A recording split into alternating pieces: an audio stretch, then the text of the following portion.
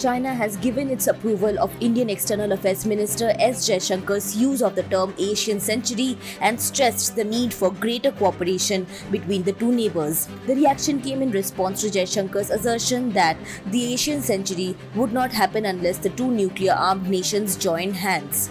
The expression Asian century was coined by former Chinese leader Deng Xiaoping when he met with the Indian Prime Minister Rajiv Gandhi in 1988. On Thursday, while speaking at Chulalongkorn University in Thailand, Jaishankar said, and I quote, "The Asian century will be difficult if India and China don't come together. And one of the big questions today is where India-China relations are going." Expressing uncertainty over the future of India-China ties, the foreign minister said that the relationship between the two was going through an extremely difficult phase because of the tense standoff in border areas. A strained bilateral relationship could also impede regional growth, he cautioned.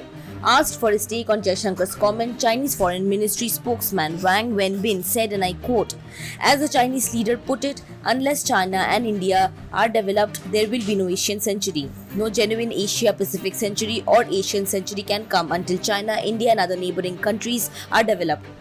Wenbin went on to say, as two major emerging economies and as neighbors, India and China have far more common interests than differences. He claimed that both sides have the wisdom and capability to help each other and succeed instead of undercutting each other, adding that Beijing and New Delhi are not threats to each other but cooperation partners.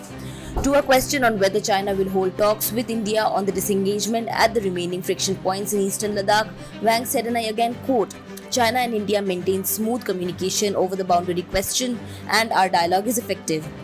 Chinese analysts reacted affirmatively to Jaishankar's remarks, saying that India and China should jointly administer more stability into the world and not let the border disputes impede bilateral relations.